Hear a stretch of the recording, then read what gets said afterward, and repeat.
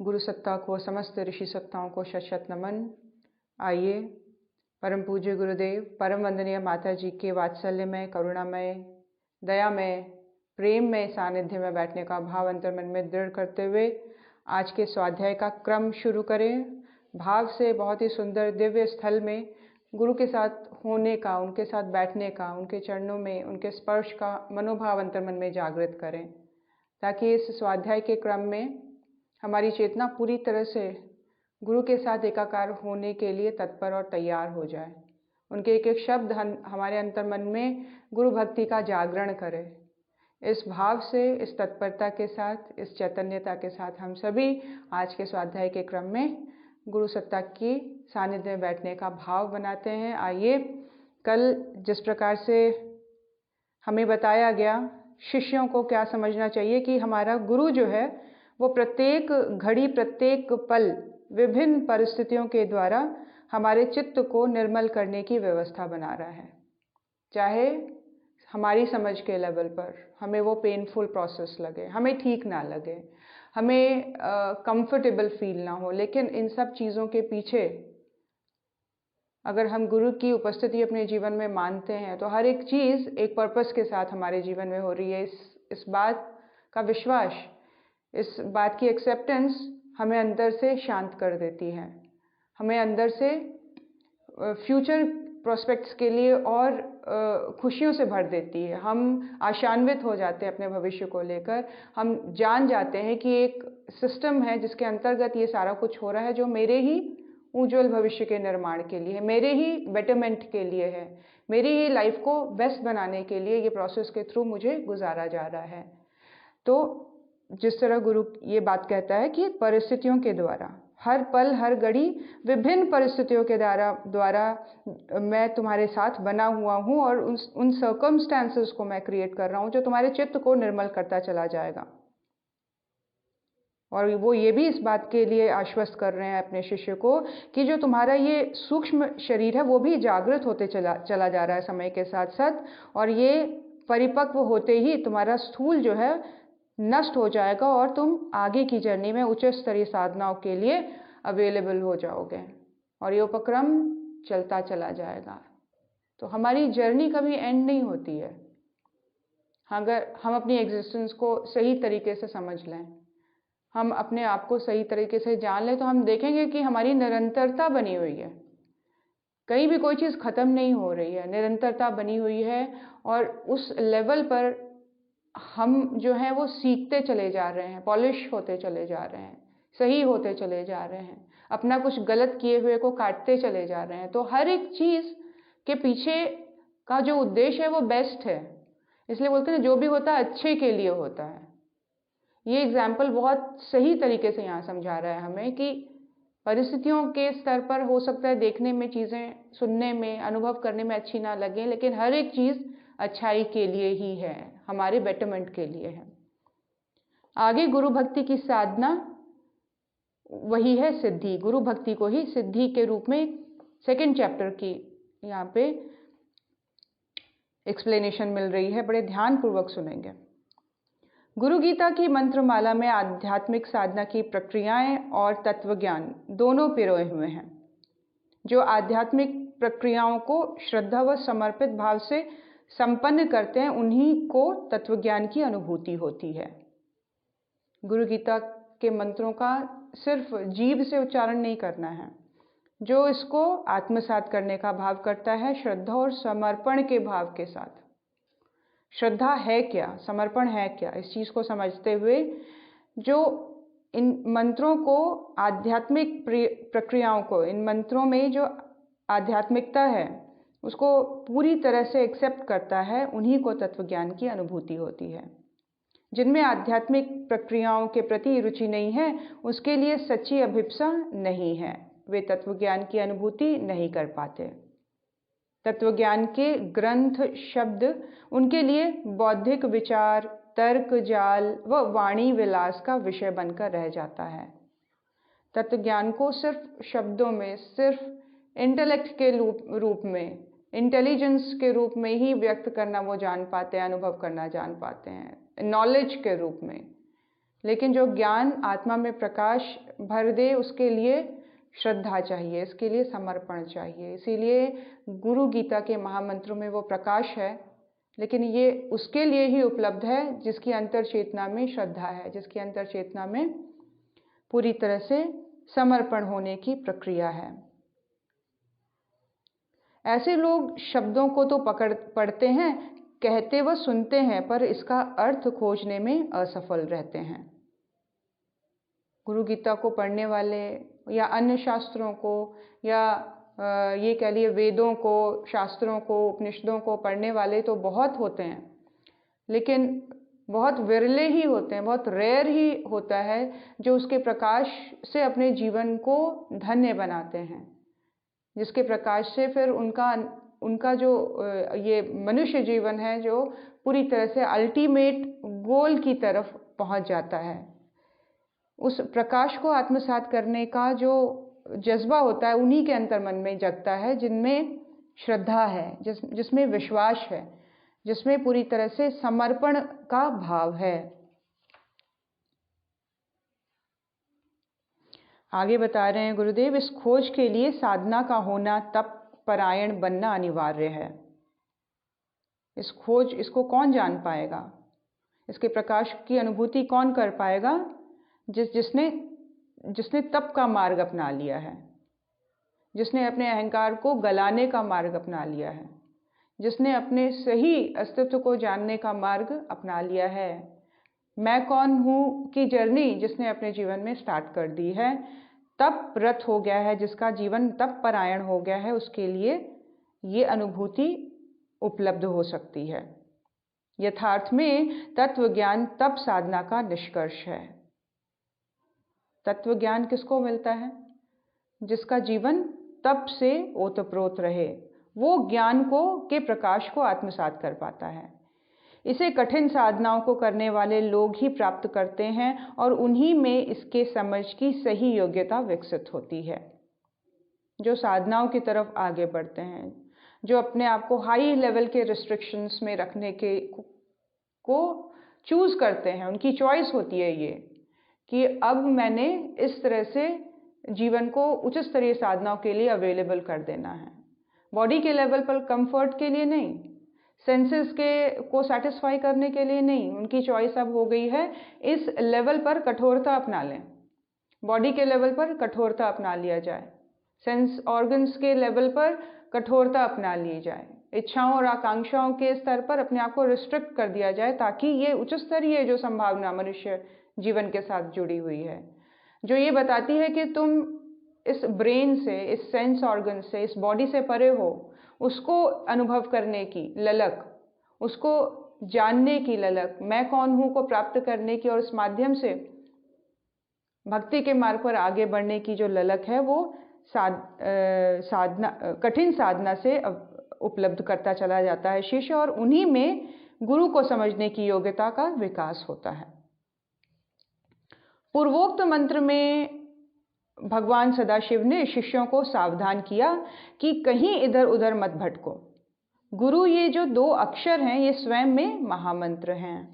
कहीं और जाने की, किसी और से जाके पूछने की, साधु महात्माओं के पीछे घूमने की, जो आजकल के साधु महात्मा हैं, जो टीवी में दिखाई देते हैं, जो जिनके की लाइफ में अगर गहराई से झांका जाए तो उनकी लाइफ में ऐसा कुछ नहीं देखने को मिलता है जहाँ पे ये अनुभव हो कि ये व्यक्ति ने ईश्वर को प्राप्त कर लिया है। ऐसे ढोंगी, ऐसे पखंडियों की आज भरमार है, तो कहीं भटकने की ज़रूरत नहीं है। ये कह रहे हैं कि अगर तुम्हारे जीवन में, हम सबके जीवन में परम पूज्य गुरुदेव, परमन्य माता जी ईश्वरीय प्रकाश के रूप में उपलब्ध हैं, तो हमें कहीं जाने की ज़रूरत नहीं है, किसी और के पास भटकने की ज़रूरत नहीं है। गुरु जो शब्द है ये अपने आप में महामंत्र है। यह महामंत्र अन्य सभी मंत्रों से श्रेष्ठ एवं सर्वोत्तम है। इसको श्रेष्ठतम, इसको सर्वोत्तम स्थान प्रदान किया गया है गुरु शब्द को, मात्र गुरु शब्द। सभी शास्त्र वचनों का मर्म यही है। अपने प्यारे सद्गुरु की सेवा में लीन शिष्य ही सच्चा सन्यासी है। गुरु से विमुख व्यक्ति को कहीं कोई ठौर नहीं है। परमात्म तत्व का बोध केवल सद्गुरु की कृपा से ही मिलता है। ठीक वैसे ही जैसे कल बताया गया कि जैसे दीप से दीप जलाया जा सकता है, ठीक उसी प्रकार जो सद्गुरु है वो शिष्य के अंतःकरण में ब्रह्म ज्ञान की ज्योति जलाता है। शिष्य का कर्तव्य है कि वह अपने गुरु की कृपा की छांव में आत्म तत्व का चिंतन करे। ये उसका कर्तव्य है, ये इसकी ड्यूटी है, ये कंपलसरी सब्जेक्ट उसको दिया गया है कि चिंतन मनन के लेवल पर वो गुरु की चेतना से जुड़ने का प्रयास करता रहे। हमारा कॉन्शियसनेस कहाँ घूमता रहता है, हमारी चेतना कहाँ कहाँ भटकती रहती है, हम खुद ही जानते हैं। हम किस लेवल पर हमारा थॉट प्रोसेस जागते ही शुरू हो जाता है। हम ज़रा अपनी सोच को देखें, हम अपने विचारों को पढ़ें, हम समझें और ये प्रयास करें कि दिन की शुरुआत से ही पैर अभी पलंग के नीचे रखे हैं कि गुरु का अपने साथ चलने का उपक्रम चल पड़ना चाहिए। उनकी ही शक्ति से ये शक्ति मिली है, ये सामर्थ्य मिला है कि मैं समय से उठकर नहाने धोने का उपक्रम चल पड़ा है, मेरा एक व्यवस्थित जीवन चल पड़ा है, मेरा सही तरीके से सारी चीज़ें हो रही हैं। ये गुरु की ही कृपा मेरे जीवन में बनी है, उनकी शक्ति से मैं ये सब कुछ करती चली जा रही हूँ। ऐसा मनोभाव दृढ़ right from the beginning, starting of the day, कि अभी शुरू ही किया है और गुरु को साथ में पकड़ लीजिए। एक एंकर को पकड़ लेता है तो व्यक्ति भटकता नहीं है, एक रूट को पकड़ लेता है तो भटकाव कम हो जाता है। तो यहाँ पर चेतना को अधिकांश और यहाँ मोस्ट ऑफ द टाइम गुरु की चेतना में आत्म तत्व का चिंतन करने को कहा गया है। ये एज अ कंपल्सरी ड्यूटी दी गई है शिष्य को, जो सही मायने में गुरु को जानना चाहते हैं, उनको ये प्रैक्टिस शुरू कर देनी चाहिए। इसका कर्तव्य है कि अपने सद्गुरु की कृपा की छांव में आत्म तत्व का चिंतन करें। ऐसा करते करते गुरुदेव द्वारा दिखाए मार्ग से स्वतः ही आत्मज्ञान हो जाएगा। जो ऐसा करते हैं गुरु उनको मार्ग दिखाते रहते हैं, उसको वो मार्गदर्शन देते रहते हैं, उसके मन में इंट्यूशंस होते रहते हैं, उसको प्रोत्साहन मिलता रहता है, उसको इंस्पिरेशन मिलता रहता है। एक अज्ञात शक्ति उसके जीवन का मार्गदर्शन करती चली जाती है। तो ये किस तरह से गुरु की कृपा शिष्य के जीवन में, कब? जब उसने माइंड के लेवल पर, ब्रेन नहीं, माइंड की बात हो रही है, बुद्धि के स्तर पर सोचने चिंतन प्रणाली की क्षमता के आधार पर जब वो अपने आप को एक डायरेक्शन में बांधता चला जाता है, और वो डायरेक्शन है गुरु, वो गोल है गुरु, और उसमें जितना घुलता मिलता चला जाता है हर क्षण हर पल, उतना ही उसका मार्ग जीवन में आगे बढ़ने का प्रशस्त होता चला जाता है। भगवान नीलकंठ इस भक्ति कथा के अगले प्रकरण में कहते हैं, अगले प्रकरण में माँ पार्वती से भगवान शिव बता रहे हैं, ब्रह्मा से लेकर तिनके तक सभी जड़ चेतन परमात्मा का स्वरूप है। इसका मतलब कि हमें जो कुछ भी दिखाई दे रहा है, चाहे वो छोटा से छोटा हो या बड़े से बड़ी एग्जिस्टेंस के रूप में, आकृति के रूप में, स्वरूप के रूप में, जो हमारी बुद्धि को जड़ दिखाई दे रहा है या चेतन दिखाई दे रहा है या तिनका है या समस्त ब्रह्मांड है, ये सारी चीजें परमात्मा का स्वरूप है और सद्गुरु परमात्मा है। इसीलिए ये संपूर्ण जगत उन्हीं का रूप है। अपने आसपास की बुद्धि के अंदर आने वाली जो भी चीज़ हमें देखने और समझने में मिल रही है, जो भी हमें अनुभूति में आ रही है, दिखाई दे रही है, सुनाई दे रही है, ये सारी क्रिएशन जो है वो गुरुमय रूप में समझना है। ये गुरु की चेतना के अंतर्गत ये सारा संपूर्ण जगत आता है। ऐसा जानकर मैं उन्हें प्रणाम करता हूँ। शिष्य ऐसा भाव रखे।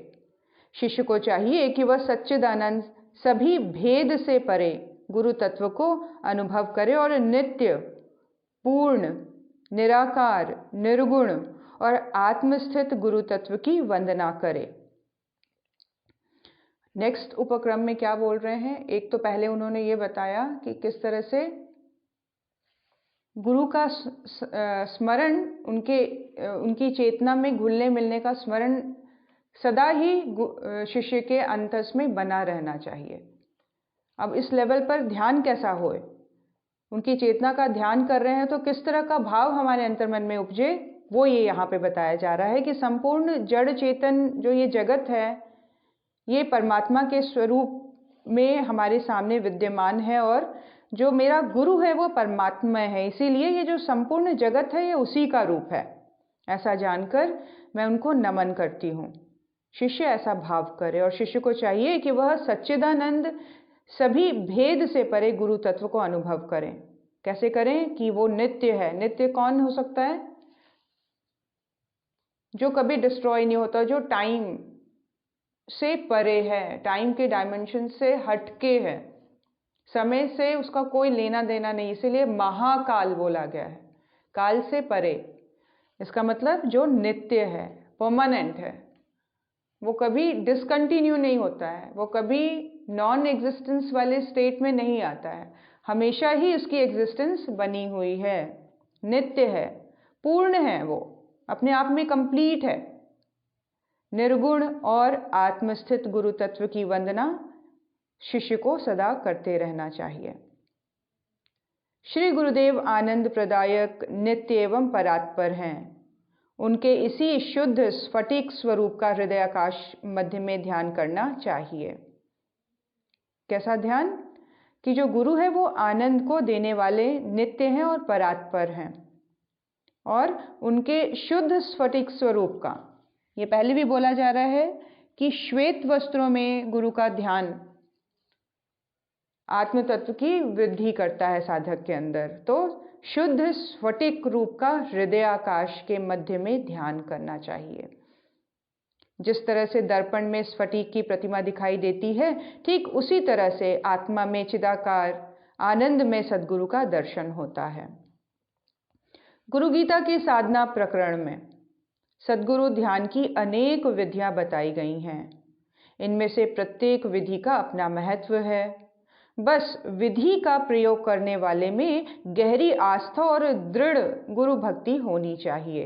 अलग अलग तरीके बताए गए हैं, अलग अलग स्टेट बताया गया है, अलग अलग प्रकार के ध्यान समझाए गए हैं, लेकिन ये सारे ध्यान उसी के अंतस में फलित होते हैं जिसके अंतर्मन में गुरु के प्रति भक्ति है, गुरु के प्रति गहरी आस्था है।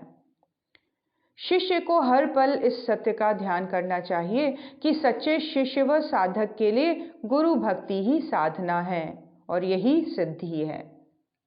मेरी एकमात्र साधना क्या है?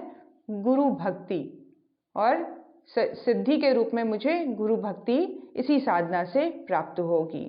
गुरु भक्ति ही साधना और यही सिद्धि है।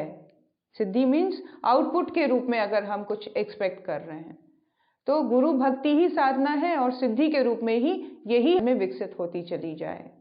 तो अल्टीमेटली गुरु भक्ति का ही विकास, श्रद्धा और आस्था का ही विकास गुरु के प्रति, तो ये एकमात्र साधना के रूप में शिष्य को अपनाना चाहिए।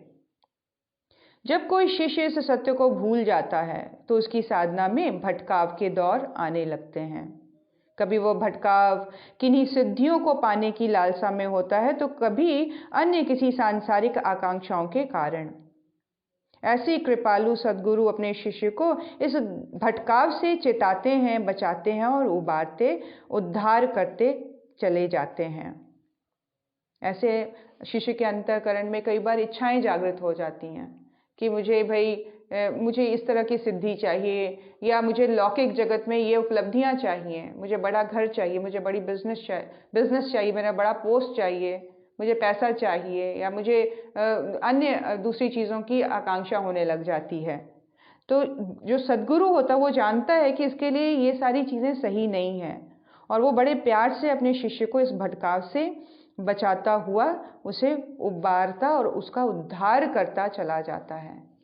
तो जो सच्चा और समझदार शिष्य है, जो इंटेलिजेंट है, जो इस बात को मान गया है कि ये सर्वोच्च शक्ति है जो मेरे जीवन में काम कर रही है, तो उसके लिए एकमात्र साधना ये रहनी चाहिए, उसको ये चीज़ अंडरस्टैंड कर लेना चाहिए कि गुरु के दिए हुए निर्देश को पालन करना ही मेरे लिए साधना है। अगर उनका ना है तो ना है मेरे लिए, फिर मेरा मन उस दिशा में भटकेगा नहीं, फिर मेरी और एनर्जी और मेरी शक्ति उस ओर लगेगी ही नहीं, मुझे सोचना ही नहीं है, मुझे उस दिशा में टाइम भी नहीं वेस्ट करना है।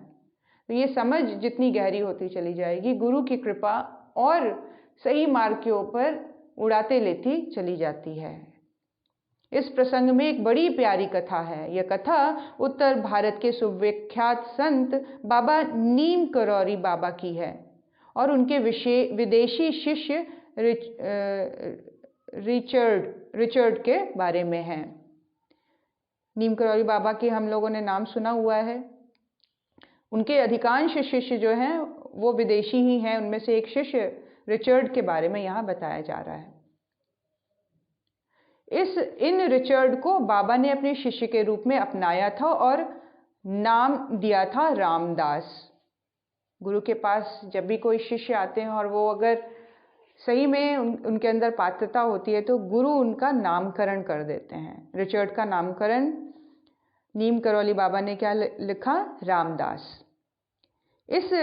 इन रामदास ने अपने गुरु के प्रति भक्ति तो थी, किंतु साथ ही कहीं सिद्धि शक्ति की आकांक्षा भी छुपी हुई थी। एक बार वह एक स्वामी जी के साथ दक्षिण भारत की यात्रा कर रहे थे। बातों ही बातों में उन्होंने अपनी सिद्धि शक्ति की चाहत के बारे में स्वामी जी को बताया।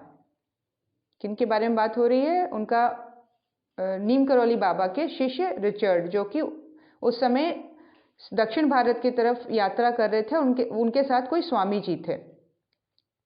उन्होंने अपनी सिद्धि शक्ति की चाह उस स्वामी जी से शेयर की।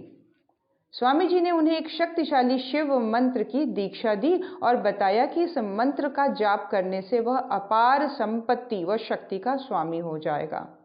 उस स्वामी ने अपनी नॉलेज के अकॉर्डिंग, अपनी क्षमता के अकॉर्डिंग उनको गाइड किया और एक शिव मंत्र का जाप करने को बोला और कहा कि ये शक्ति और संपत्ति से उनके जीवन को भर देगा। रामदास को शक्ति लोभ तो था ही, सो वह लगातार कई हफ्तों तक मंत्र का जाप करते रहे। इस मंत्र जाप के प्रभाव से शरीर के बाहर होने व सूक्ष्म शरीर में भ्रमण करने की शक्ति मिल गई। इस साधना से उनको क्या सिद्धि मिली कि वो शरीर को छोड़कर बाहर निकल जाया करते थे और सूक्ष्म में भ्रमण करने की शक्ति उनको मिल गई थी। बस फिर क्या था, रामदास का कौतुक मन जाग उठा और सूक्ष्म शरीर से निकलकर भ्रमण करने लगे। इसमें उन्हें आनंद आने लगा। इस क्रम में उनकी यात्रा अन्य सूक्ष्म लोकांतरों में होने लगी। एक बार जब वह अपनी इस प्रक्रिया के दौरान किसी अन्य लोक में पहुंचे तो वहां उन्हें अपने सद्गुरु बाबा नीम करौली दिखाई दिए। क्या बोल रहे हैं कि ये उपक्रम चलता रहा जिसमें वो लोकांतरों का भ्रमण करते जा रहे थे। लेकिन एक दिन क्या हुआ कि जब वो एक अन्य लोक में थे तो वहां पे कौन दिखे उनको? अपने गुरु बाबा नीम करौली। रामदास को अचरज भी हुआ और हर्ष भी। वे हर्षोन्माद में बाबा नीम करौली की ओर दौड़ पड़े। बाबा उस समय अपने तख्त पर एक कंबल ओढ़े बैठे थे। नीम करौली बाबा की अगर हम फोटो देखेंगे तो अक्सर वो इसी पॉस्चर में रहते थे, अपने आप को एक मोटे से कंबल से ढक कर। तो अपने गुरु को भी उन्होंने इसी स्वरूप में देखा कि उन्होंने एक कंबल ओढ़ा हुआ है, मुंह ढककर वो बैठे हुए हैं। उनके आने पर उन्होंने कंबल से अपना मुंह ढक लिया और 3 बार ऐसी फूंक मारी जैसे कि कोई मोमबत्ती बुझा रहे हों। क्या देखते हैं वो कि उनको अपने पास आते देख एक नाराजगी वाला उन्होंने उनका बॉडी लैंग्वेज देखा कि अपने आप को उन्होंने कंबल से ढक लिया अपने चेहरे को और फूंक मारकर वो इस तरह से फूंक मार रहे हैं उनको देखकर जैसे कोई मोमबत्ती बुझा रहा। उनकी इस फूंक से रामदास को महसूस हुआ कि जैसे हर फूंक के साथ उसका शरीर फूलता जा रहा है, मानो उसकी किसी आंतरिक नली में हवा भर दी जा रही हो। तीसरी बार की फूंक के बाद रामदास ने स्वयं को अपने स्थूल शरीर में पाया और वह अपने उसी स्थान पर थे जहां उनकी नियमित साधना हो रही थी।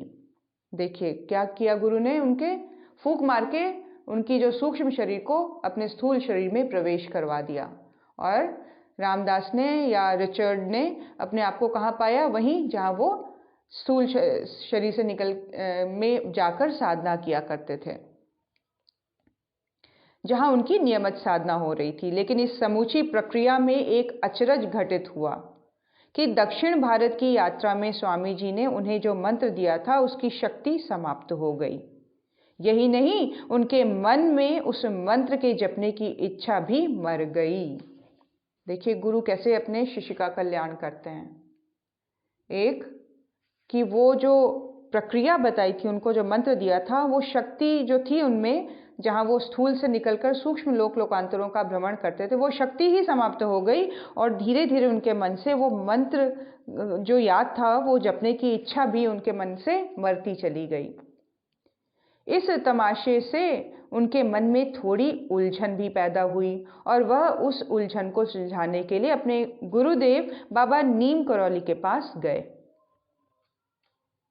उन्हें आते हुए देखकर बाबा हंस पड़े और बोले, चल बता, कैसी चल रही है तेरी साधना और कैसा है तू।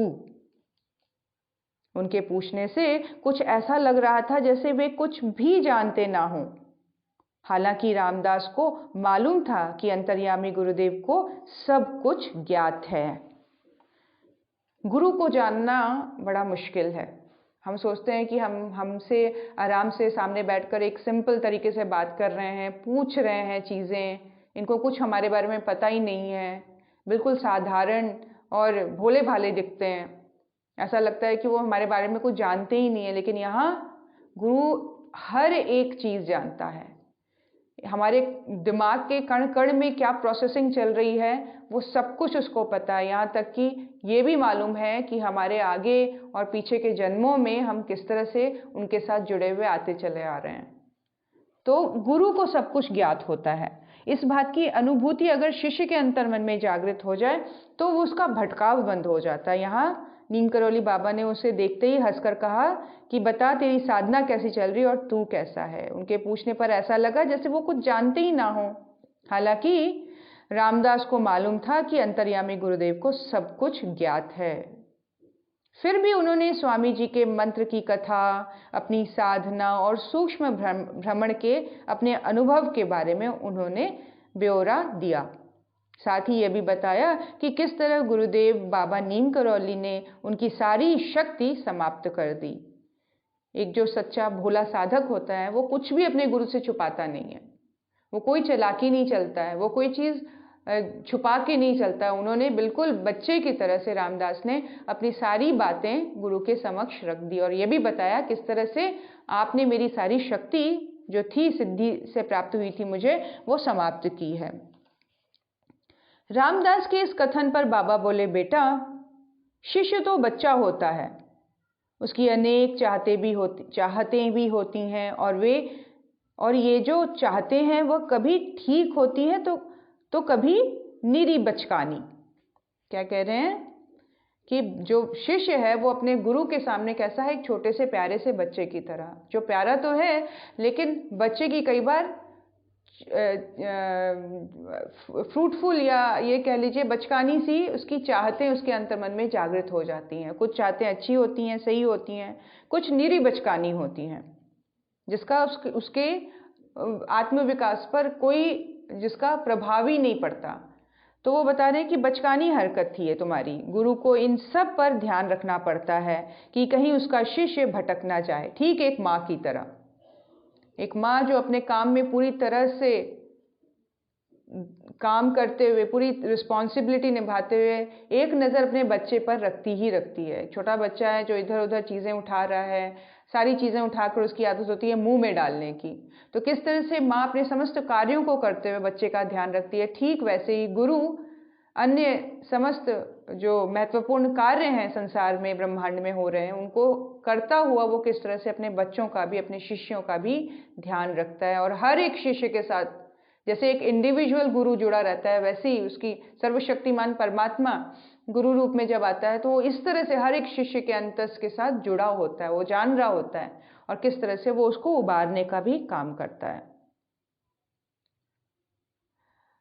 तो गुरु को इन सब पर ध्यान रखना पड़ता है और कहीं उनका शिष्य भटक ना जाए, कहीं उसे कोई नुकसान ना हो जाए। तुम्हारे साथ जो हुआ वह तुम्हें नुकसान से बचाने के लिए हुआ। तुम्हारी साधना अभी कच्ची है, तुम्हारे सूक्ष्म शरीर में भी अभी पर्याप्त ऊर्जा नहीं है। ऐसी स्थिति में सूक्ष्म शरीर से भ्रमण करने पर अन्य लोकों के निवासी तुम्हें नुकसान पहुंचा सकते हैं। क्या बोल रहे हैं गुरु कि तुम अभी नहीं जानते कि तुम्हारा जो सूक्ष्म शरीर है अभी इस तरह से मैच्योर नहीं हुआ है, पूरी तरह से परिपुष्ट नहीं हुआ है कि तुम अन्य लोकांतरों में भ्रमण करो। क्योंकि ऐसे में जब तुम कमजोर सूक्ष्म शरीर से कहीं घूमने निकल जाओगे, किसी और लोक में तुम प्रवेश करोगे, तो वहां के निवासी तुम्हारी हानि कर सकते हैं, तुम्हें नुकसान पहुंचा सकते हैं। यहां तक कि तुम्हें अपने यहां कैद करके रख सकते हैं। ऐसी स्थिति आने पर तुम्हारे सूक्ष्म शरीर का संबंध स्थूल शरीर से छूट जाएगा और न केवल तुम्हारी मृत्यु हो जाएगी बल्कि तुम्हारी तप साधना भी अधूरी रह जाएगी। तुम्हारे साथ मैंने जो कुछ भी किया वह तुम्हें इसी अप्रत्याशित स्थिति से बचाने के लिए किया है। देखिए, जिसके अंतर्मन में गुरु को एक बार वो जान जाए, वो समझ जाए, यहाँ पे जैसे बताया जा रहा है कि हालांकि गुरु तो उससे पूछ रहे थे कि तेरी साधना कैसी चल रही है, तू कैसा है। हालांकि रामदास को ये मालूम था कि गुरु अंतर्यामी है, वो सब कुछ जानते हैं, तब भी उन्होंने अपने मुंह से अपनी सारी बातें उनको बताई कि मैं किसी अन्य स्वामी के कहे अकॉर्डिंग मैंने साधना की, सिद्धि पाई और आपने ही मेरी वो शक्ति को नष्ट किया है। तो जब हम अपने आप को पूरी तरह से खोल देते हैं, जब हम अपने अहंकार को बीच में आने नहीं देते हैं कि मेरे साथ ऐसा क्यों हुआ, आपने मेरी साधना को क्यों तोड़ा, आपने मेरी साधना को आगे बढ़ने क्यों नहीं दिया, मेरी शक्ति क्यों समाप्त कर दी, इस तरह से भी क्वेश्चन आ सकता था, ईगो भी आ सकता था। वो कभी अपने गुरु के पास वापस जाते ही नहीं, फिर से उसी स्वामी के पास चले जाते हैं। तो यहाँ पे एक समझदारी की बात कि एक बच्चे वाला भाव कि गलती हुई है तो वापस अपने गुरु के पास जाना है और उनसे कहना है कि ऐसी गलती मेरे से हो गई है और आपने मेरी शक्ति को नष्ट भी किया है, अब मेरे पास वो शक्ति भी नहीं रही। तो किस तरह से गुरु भी उनको पूरी तरह से खुल के बता रहे हैं कि बेटा ये है सिनेरियो, जिस चीज को तुम सोच रहे हो कि तुम्हारी उपलब्धि है, उपलब्धि तुम्हें किसी अन्य लोक में कैदी बनाकर छोड़ देता और तुम्हारा ये स्थूल शरीर भी तुमसे छूट जाता, तुम्हारी साधना भी अधूरी रह जाती। अभी तुम सूक्ष्म के स्तर पर अभी इतने परिपुष्ट नहीं हुए हो कि अकेले घूमने निकल जाओ।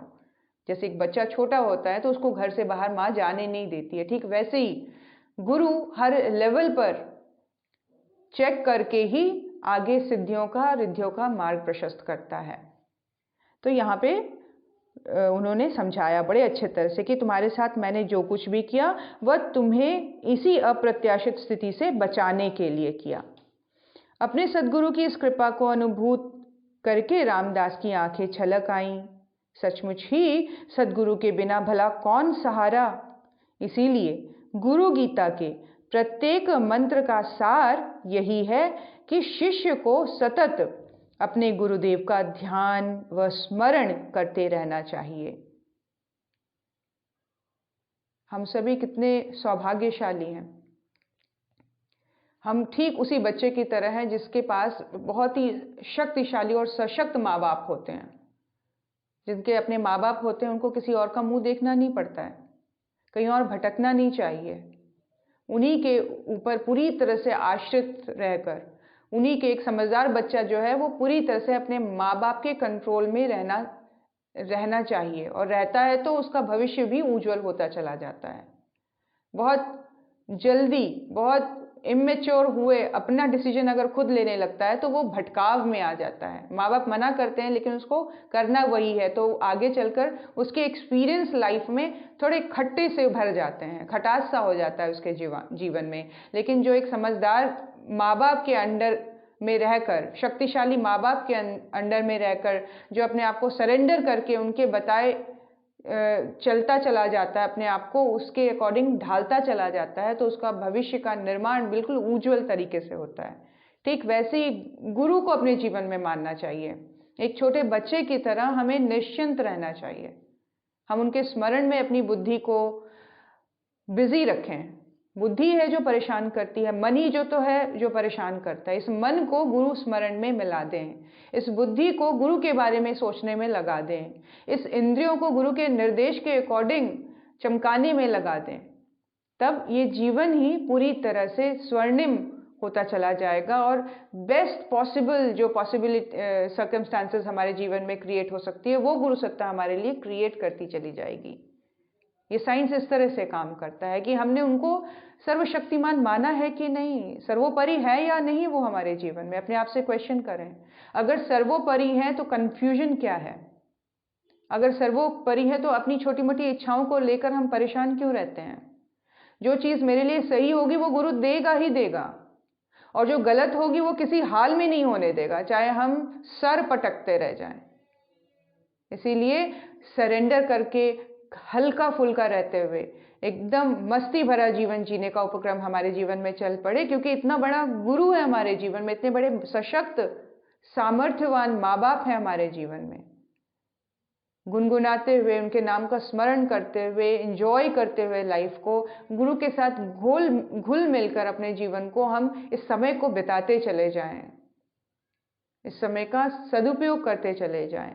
बेस्ट पॉसिबल जो है गुरु के नाम का स्मरण करते हुए हम चीज़ों को करते चले जाएं, उनके बच्चे होने के नाते, उनके अंडर में होने के नाते, उनके गाइडेंस के मिलने के नाते, उनका निर्देश जो हमारे जीवन में मिला हुआ है तो उसी को फॉलो करना है। तो ये यहाँ पे इसका एग्जाम्पल है कि अपनी इच्छा को लेकर जब हम भागेंगे इधर उधर तो हमें हताशा ही मिलेगी, हमारी एनर्जी ही वेस्ट होगी, हमारा टाइम ही वेस्ट होगा।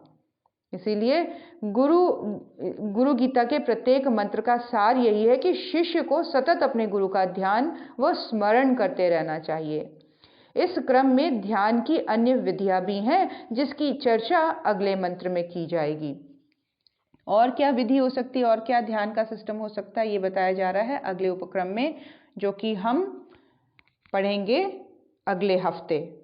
कल के दिन बुधवार को नीरू भक्ति गाथा और फ्राइडे को भक्ति गाथा पढ़ी जाएगी। हम पढ़ेंगे अब गुरु गीता थर्सडे को हम गुरु गीता पढ़ेंगे। हम जानेंगे किस तरह से और अन्य विधियां हैं जिसके माध्यम से हम इस ध्यान की जो विधि है इसको जानेंगे, अपने आप को किस तरह से गुरु के साथ जोड़ के रखना है, थॉट के लेवल पर, कॉन्शियसनेस के लेवल पर हम उस परम चेतना के साथ जुड़ते चले जाएं, और कैसी और क्या तरीका और कौन सा जो प्रोसेस है जिसके साथ हम अपने आप को अटैच कर सकें। हर एक के ध्यान का लेवल, हर एक के ध्यान का तरीका डिफरेंट होता है, तो इसीलिए यहाँ पर बहुत डिफरेंट तरीके बताए जा रहे हैं, विधियाँ बताई जा रही हैं, ताकि जिसको जो चीज़ अच्छी लगे उसको लेकर चल पड़े।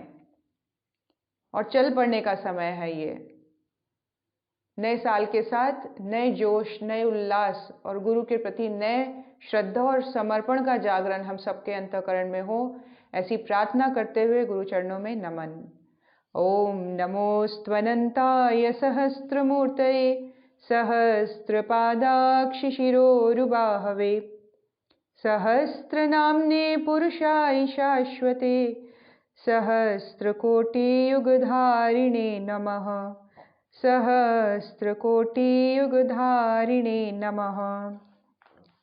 ओम श्री गुरुदेवाय नमः। माता भगवते नमः। दादा गुरुदेवाय नमः।